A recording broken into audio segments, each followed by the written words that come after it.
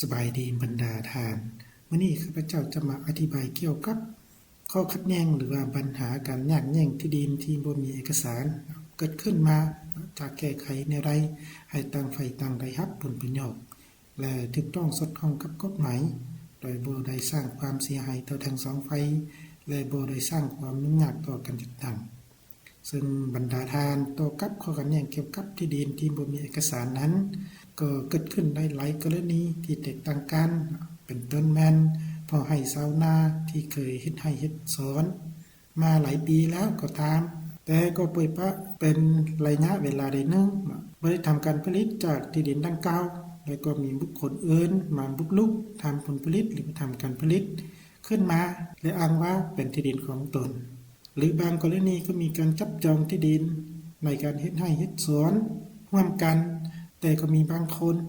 บ่ซื่อสัตย์คิดได้คิดดีที่อยากจะยักแยมปรับลักสายแดงปรับลักหัว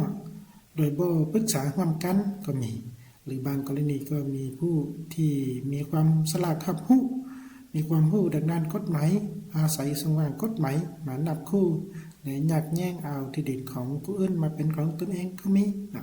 เนื่องจากว่าต่างฝ่ายต่างบ่มีเอกสารยังยืนสิทธิ์นำใช้ที่ดินหรือว่าบ่มีใบตาดินซึ่งบรรดาท่านในเมื่อเกิดมีข้อขัดแย้งหรือการยักแย่งที่ดินขึ้นมาที่ต่างฝ่ายต่างอ้างเหตุผลและอ้างเป็นเจ้าของสิทธิ์นำใช้ที่ดินโดยต่างฝ่ายต่างบ่ยอมความกันแต่ในแง่กฎหมายแล้วที่ดินที่บ่มีเอกสารหรือใบตาดินนั้นที่ดินดังกล่าวก็ยังเป็นกรรมสิทธิ์ของรัฐตามมาตรา3ของกฎหมายบริหารที่ดินฉบับปรับปรุงปี 2019ซึ่งในมาตรา3ตัวนี้มันได้กำหนดจ่ายแจงเกี่ยวกับที่ดินแห่งสาธารณรัฐประชาธิปไตยประชาชนลาวเป็นกรรมสิทธิ์ขององค์คณะแห่งชาติซึ่งรัฐเป็นตัวแทนเจ้ากรรมสิทธิ์ดังกล่าวและคุ้มครองอย่างรวมศูนย์เป็นเอกภาพในขอบเขตทั่วประเทศโดยมีการจัดสรรวางแผนนำใช้และพัฒนาที่ดินรัฐมอบที่ดินนำใช้ให้พลเมืองลาวรวมทั้งนิติบุคคลรวมหมู่และการจัดตั้งที่เป็นพลเมืองลาวนำใช้อย่างยาวนานและมั่นคงตอนนี้แสดงว่าที่ดินที่ประชาชนหรือว่าบุคคลทั่วไปจับจองโดยบ่ได้รับอนุญาตที่ดินดังกล่าวก็ยังเป็นกรรมสิทธิ์ของรัฐอยู่และต่อมาในมาตรา85ของกฎหมายบริหารที่ดินก็ได้กำหนดเกี่ยวกับการคุ้มครองการนำใช้ที่ดินรัฐคุ้มครองการนำใช้ที่ดินของบุคคลนิติบุคคลในการจัดตั้งโดยการขึ้นสมโนที่ดินยั่งยืนเกี่ยวกับการนำใช้ที่ดินขึ้นทะเบียนออกใบทะเบียนและจดทะเบียนการเคลื่อนไหวและการเปลี่ยนแปลงสิทธินำใช้ที่ดินเพื่อรับรู้สิทธินำใช้ที่ดินและติดตามสภาพการเคลื่อนไหวและการเปลี่ยนแปลงสิทธินำใช้ที่ดินดังกล่าวตามกฎหมายตัวนี้ก็เป็นเนื้อในของมาตรา85ที่ได้กำหนดเกี่ยวกับการคุ้มครองที่ดินของรัฐนั้นตัวนี้แสดงว่ารัฐเป็นผู้คุ้มครองรวมศูนย์เกี่ยวกับที่ดินและรัฐจะมอบให้บุคคลโดยการขึ้นทะเบียนที่ดินให้แก่บุคคลนั้นนำใช้ตามกฎหมายซึ่งจาก2มาตราดังกล่าวนี้หมายความว่าที่ดินยังบ่ทันมีเอกสารยั่งยืนหรือใบตาดินนั้นยังเป็นกรรมสิทธิ์ของรัฐอยู่หรือรัฐยังเป็นเจ้าของที่ดินอยู่ซึ่งยังบ่ทันได้มอบสิทธินำใช้ให้แก่บุคคลใด1เทื่อและรัฐจะมอบสิทธินำใช้ให้แก่บุคคลนิติบุคคลนำใช้อย่างถูกต้องตามกฎหมายโดยการขึ้นทะเบียนออกใบตาดินฉะนั้นบรรดาทานถ้าพวกเรามีจุดประสงค์อยากคุ้มครองนำใช้ที่ดินอย่างยาวนานและถูกต้องตามกฎหมายเพื่อป้องกันบ่ให้มีข้อขัดแย้งเกิดขึ้นและบ่มีผลสะท้อนทางด้านกฎหมายตามมาฉะนั้นพวกเราต้องพยายามหาเอาที่ดินดังกล่าวให้มาถูกต้องตามขั้นตอนของกฎหมายถ้าเราคุ้มครองที่ดินถูกต้องตามกฎหมายแล้วกฎหมายจะปกป้องสิทธิของเราอัตโนมัติซึ่งในนี้ในมาตรา94ของกฎหมายบริหารที่ดินซึ่งที่ได้กำหนดเกี่ยวกับการขึ้นทะเบียนออกใบตาดินตัวนี้การขึ้นทะเบียนออกใบตาดินเป็นการออกใบตาดินขั้นทำอิฐเพื่อยั่งยืนสิทธินำใช้ที่ดินประเภทต่างๆอย่างถูกต้องตามกฎหมายให้แก่บุคคลนิติบุคคลและการจัดตั้งเพื่ออำนวยความสะดวกให้แก่การคุ้มครองและปกปักรักษาที่ดินอย่างเป็นเอกภาพในขอบเขตทั่วประเทศตัวนี้ถือเป็นเอกสารยั่งยืนเกี่ยวกับการมอบสิทธินำใช้ที่ดินของรัฐให้แก่บุคคลนิติบุคคลต่างๆซึ่งนอกจากมาตรา94ดังกล่าวนี้แล้ว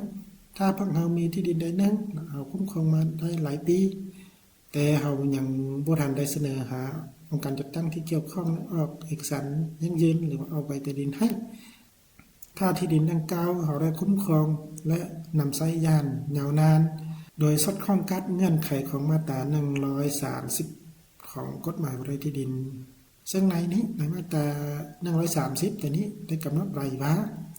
การได้สิทธินำใช้ที่ดินตามประเพณีแม่นการได้สิทธินำใช้ที่ดินจากการครอบครองและนำใช้ที่ดินของพลเมืองลาวโดยการบุกเบิกพัฒนาปกปักรักษาและนำใช้ที่ดินอย่างเป็นปกติเป็นเวลาหลายกว่า20 ปีก่อนกฎหมายฉบับนี้จะมีผลศักดิ์สิทธิ์โดยไม่มีเอกสารใดยั่งยืนการได้มาที่ดินนั้นแต่มีการยั่งยืนจากองค์การปกครองบ้านและเจ้าของสิทธินำใช้ที่ดินข้างเคียงเกี่ยวกับการค้าครอบครองและนำใช้ที่ดินนั้นอย่างต่อเนื่องโดยไม่มีข้อขัดแย้งหรือมีข้อขัดแย้งแต่ได้รับการแก้ไขแล้วในระยะที่ยังบ่ทันได้ขึ้นทะเบียนออกใบแต่ดินให้บุคคลเทื่อนั้นรัฐรับรู้และปกป้องสิทธินำใช้ที่ดินตามประเพณีของผู้เกี่ยวและดำเนินการขึ้นทะเบียนออกใบแต่ดินให้ตามกฎหมายตัวนี้แสดงว่าถ้าพวกเราคุ้มครองที่ดินดังกล่าวนั้นเกินกว่า20 ปีขึ้นไปโดยบ่มีเอกสารยั่งยืนใดๆก็ตามแต่มีการยั่งยืนจากอำนาจการปกครองบ้านและเจ้าของสิทธินำใช้ที่ดินข้างเคียงนั้นสามารถยั่งยืนว่าที่ดินตามดังกล่าวถึงว่าบ่มีเอกสารก็ตามตนเองได้คุ้มครองย่านยาวนานมาแล้วตัวนี้ก็กฎหมายก็จะถือว่าเป็นการได้สิทธินำใช้ที่ดินตามประเพณีตัวนี้ก็มีเงื่อนไขหนึ่งในการแก้ไขปัญหาที่ดินที่บ่มีเอกสารแล้วต่อมาในมาตรา162ได้กำหนดเกี่ยวกับการแก้ไขข้อขัดแย้งเกี่ยวกับที่ดินตัวนี้เป็นต้นแม่นได้กำหนดว่าข้อที่1นั้นถือว่าการประนีประนอมหรือการไกล่เกลี่ยและข้อที่2นั้นการแก้ไขโดยองค์การแก้ไขข้อขัดแย้งทางด้านเศรษฐกิจข้อที่3การฟ้องต่อศาลข้อที่4การแก้ไขที่มีลักษณะสากลตัวนี้ถือว่าเป็นรูปการแก้ไขข้อขัดแย้งเกี่ยวกับที่ดินที่เกิดขึ้นอยู่ในสปป.ลาวของเราซึ่งจากมาตราดังกล่าวนี้แล้วพวกเราต้องเข้าใจนำกันว่าการดำเนินการแก้ไขข้อขัดแย้งเกี่ยวกับที่ดินนั้นมีความจำเป็นต้องได้ดำเนินการแก้ไขตั้งแต่ขั้นพื้นฐานเป็นต้นโดยการไกล่เกลี่ยและประนีประนอมกันจากขั้นพี่น้องหัวหน้าสิงซาวอำนาจการปกครองบ้านหรือขั้นตาแสนก้อนนอกจากนั้นจึงเสนอหาห้องการทรัพย์หรือว่าห้องการเกษตรกรรมและสิ่งแวดล้อมแก้ไขตามมาตรา61ที่ได้กำหนดเกี่ยวกับการแก้ไขปัญหาที่มีลักษณะทางบริหารเกี่ยวกับที่ดินตัวนี้เป็นต้นแม่นวรรคที่2นั้นได้กำหนดว่าปัญหาที่มีลักษณะทางบริหารเกี่ยวกับที่ดินเกิดขึ้นอยู่ท้องถิ่นใดหรือแขนงการใดแม้นให้ห้องการทรัพยากรธรรมชาติในสิ่งแวดล้อมขั้นเมืองร่วมกับแขนงการที่คุ้มครองการนำใช้ที่ดินนั้นเป็นเจ้าการค้นคว้าและแก้ไขก่อนโดยให้เก็บกรรมข้อมูลอย่างละเอียดและประสานสมทบกับแขนงการที่เกี่ยวข้องและองค์การปกครองบ้านบนที่ดินนั้นตั้งอยู่แล้วเสนอหาองค์การปกครองขั้นเมืองเป็นผู้ตกลงตามกฎหมายตัวนี้ในวรรคที่2ตัวนี้แสดงว่าถ้าปัญหาเกี่ยวกับที่ดินนั้นบ่ว่าทางที่ดินที่มีเอกสารหรือบ่มีเอกสารก็ตามถ้าเกิดขึ้นอยู่ในขอบเขตหรือว่าท้องถิ่นใดแขนงการใดก็แม่นให้ประสานสมทบกับองค์การทรัพยากรธรรมชาติและสิ่งแวดล้อมตัวนี้ถือเป็นองค์การเมื่อก่อนแต่ปัจจุบันนี้เพิ่นเปลี่ยนมาเป็นองค์การเกษตรกรรมและสิ่งแวดล้อมซึ่งองค์การนี้ก็เป็นเจ้าการและเป็นใจการในการเก็บกรรมข้อมูลในการไกล่เกลี่ยและแก้ไขข้อขัดแย้งเกี่ยวกับที่ดินดังกล่าวให้สำเร็จถ้าตกลงกันบ่ได้แล้วจึงเสนอหาศาลพิจารณาตามกฎหมายแต่ในนี้หัวข้อที่ข้าพเจ้ายกมานี้ก็เป็นข้อขัดแย้งเกี่ยวกับที่ดินที่บ่มีเอกสารหรือว่าบ่มีใบแต่ดินนั้นจะมีวิธีการแก้ไขแบบใดจึงถูกต้องซึ่งในนี้วิธีที่แก้ไขที่ดีที่สุดและถูกต้องที่สุดโดยให้ต่างฝ่ายต่างได้รับผลประโยชน์หลายที่สุด ก็คือการแก้ไขโดยการประนีประนอมกันอยู่ขั้นพื้นฐานบ่ว่าขั้นพี่น้องขั้นบ้านหรือขั้นของการกสิกรรมก็ตามเนาะทั้งสองฝ่ายนั้นต้องลงรอยกันให้ได้นะและต้องให้ข้อขัดแย้งดังกล่าวนั้นสิ้นสุดลงโดยดีตามมาตรา62ข้อที่1นั้นก็เป็นหนทางที่ดีที่สุดแล้วเนาะแต่กรณีที่ว่าต่างฝ่ายต่างหากบ่ยอมกันเนาะต่างฝ่ายต่างอยากเสนอห้องฟ้องให้ศาลพิจารณาตัดสินตามข้อที่3นะของมาตรา162นั้นเห็นว่าเป็นการห้องฟ้องหรือการเสนอที่เป็นอันตรายที่สุดเนาะตอนนี้ก็เนื่องจากว่าถ้าหากที่ดินต่างฝ่ายต่างบ่มีเอกสารยั่งยืนหรือบ่มีใบตัดดินตามมาตรา94ของกฎหมายว่าด้วยที่ดินและก็บ่ตกอยู่ในเงื่อนไขการได้สิทธินำใช้ที่ดินตามประเพณีตามมาตรา130ของกฎหมายว่าโดยที่ดินนั้นกรณีฟ้องหาศาลนั้นศาลก็จะได้ตัดสินให้ที่ดินนั้นเป็นของรัฐตามมาตรา3ของกฎหมายว่าด้วยที่ดินเพราะถ้ารัฐยังบ่มีเอกสารมอบสิทธินำใช้ที่ดินให้แก่บุคคลนำใช้ที่ดินดังกล่าวก็ยังเป็นที่ดินของรองคณะยางแห่งชาติหรือยังเป็นของรัฐอยู่ฉะนั้นในเมื่อศาลได้ตัดสินว่าเป็นที่ดินของรัฐหรือของรองคณะยางแห่งชาติแล้วคู่กรณีดังกล่าวก็จะบ่มีสิทธิ์คุ้มครองและนำใช้ที่ดินตอนดังกล่าวแสดงว่าทั้งสองฝ่ายทั้งโจทก์หรือจำเลยนั้นก็จะเสียสิทธิ์นำใช้ที่ดินหรือว่าเสียที่ดินดังกล่าวนั้นให้แก่รัฐโดยบ่มีสิทธิ์แตะต้องหรือดำเนินกิจการใดๆต่อที่ดินดังกล่าวไทยนอกจากทั้งสองฝ่ายได้เสียที่ดินนั้นเป็นของรัฐแล้วทั้งสองฝ่ายก็ยังจะมีความรับผิดชอบต่อค่าใช้จ่ายในการดำเนินคดี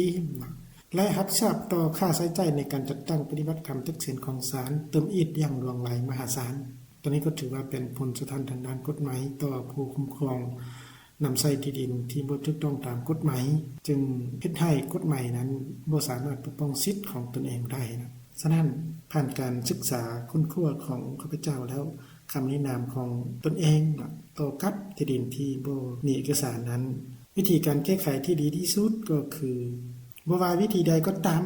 ต้องแก้ไขไกลเกลี่ยให้ได้อยู่ขั้นพื้นฐานตัวนี้ก็เป็นอีกแนวความคิดของข้าพเจ้าที่อยากจะนำมาแนะนำให้บรรดาทานนั้นได้รับรู้และนำไปมูลใช้ในสภาพจริงซึ่งทั้งหมดนี้ก็เป็นการยกเอาบางมาตราของกฎหมายว่าโดยที่ดินมาเผยแพร่ให้บรรดาทานได้รับรู้และเข้าใจเป็นเอกภาพนำกันและก็เป็นการยกเอาบางวิธีการแก้ไขข้อขัดแย้งที่บ่มีเอกสารมาแนะนำให้บรรดาทานได้รับรู้เป็นแนวทางรวมทางผมสะท้อนทางด้านกฎหมายต่อคู่ความหรือคู่กรณีที่ดื้อรั้นบ่ยอมลงรอยกันบ่ยอมไกลเกลี่ยอย่างต่างๆในขั้นพื้นฐานนั้นสถานการนำเสนอของข้าพเจ้ามาฮอดนี้ก็ได้สิ้นสุดลงเพียงเท่านี้ถ้าหากมีความผิดพลาดประการใดก็ขออภัยให้ข้าพเจ้าพบกันในคลิปหน้าขอขอบใจ